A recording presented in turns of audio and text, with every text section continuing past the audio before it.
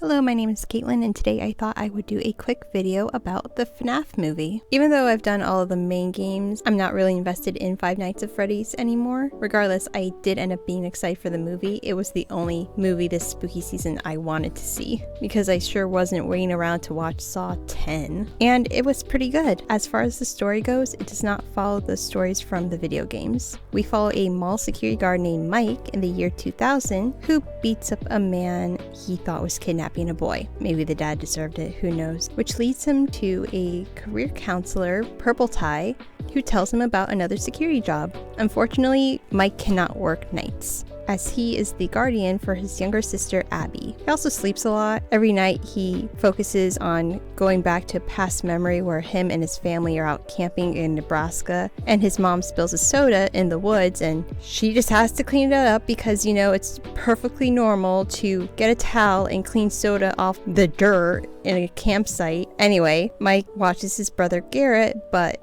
Garrett gets kidnapped and Mike is not able to see the man's face of who did it. And the car that drives away has no license plate. Regardless, every night he focuses on going back to this memory and reliving it over and over again in an attempt to see the man's face. On top of that, Mike is also dealing with his bitch Aunt Jane. She wants custody of Abby, and Mike says it's only to get the monthly checks from the state. But at the same time, he doubts his ability to care for Abby. The social worker, I think it's the social worker, reassures him that Abby does care about Mike a lot, and he should take it one step at a time. First step is getting a new job, which leads him to accept the job for Freddy's. And over the course of the next 5 nights, Mike learns more about the animatronics, the children he starts to see in his dreams. Vanessa from Security Breach is here, but now she's a cop who is just super invested in Freddy's. And William Afton's daughter. Mike tries to communicate with the children and asks them for help in seeing who the man who took Garrett was. The kids can't really solve the murder, but they want Abby, and in exchange for Abby, they would let Mike relive in this past memory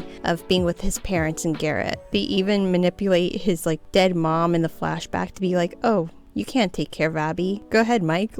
Okay. Mike immediately regrets accepting the deal the kids give him, and he goes to save Abby. Vanessa says she can't help him and she'll be useless in this situation, so she gives him a taser to attack the animatronics. Mike saves Abby, but Springtrap shows up and he bodies Mike, which is pretty funny. William turns out to be the one who kidnapped Garrett. Why was he in Nebraska? Who knows? Was Garrett Balloon Boy? Maybe. And like in FNAF 3, the children band together and fight against William. In a way, he puts on the golden Bonnie hat, and we've all seen the scene. He dies, kinda. He always comes back. And that's it. Vanessa's in the hospital, and Mike and Abby are doing okay, I guess. I totally forgot to mention too that Jan was hiring Mike's babysitter and some other teenagers who get dirt on him, and when they couldn't, she wanted them to trash Freddy's to prove that he wasn't capable of handling a job and get fired so she could get custody, but the animatronics killed them all.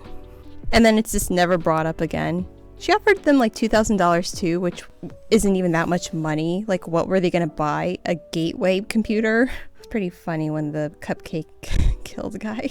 It really did the working title of Bad Cupcake justice. And yeah, that was the FNAF movie. There were some things I didn't like, including a stock screaming gasp from when Mike was beating up the guy in the fountain, and how he didn't really get a motivation for William being a murderer. And I think what was really lacking was the corporate greed that's in the Freddy games. Because Fazbear Entertainment, they were always if you're dying, go to the back room and don't upset the customers. And even though we got that training video of that 80s woman really just hyping up Freddy's, it wasn't the same as Phone Guy or Phone Dude, you know?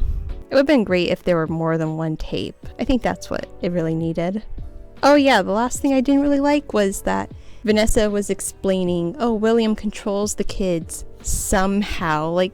What do you mean, somehow? Just say he manipulates the kids and whatever. Bye, Vanny. Oh yeah, Matt Pat also was there. I guess the last thing I'd like to say would just be that all the kid actors did great. This series, if ever gonna be put into film or a TV show or a limited series, you need good child actors, and I think all the child actors pulled it off great. Don't know if they're going to go to Sister Location or Security Breach or wherever they're going to go next. if they're gonna go next anywhere. The animatronics look fabulous. The location was awesome too, but no surprise there because it's the Jim Henson Company, so you know, they know their puppets. I thought it was a fun movie, even though it wasn't very scary in my opinion. I say 7.5 out of 10. If you're a fan of Five Nights at Freddy's, you're gonna have a good time. The Balloon Boy jump scare was good, but you know what? No, 0 out of 10. There was no exotic butter. Bye!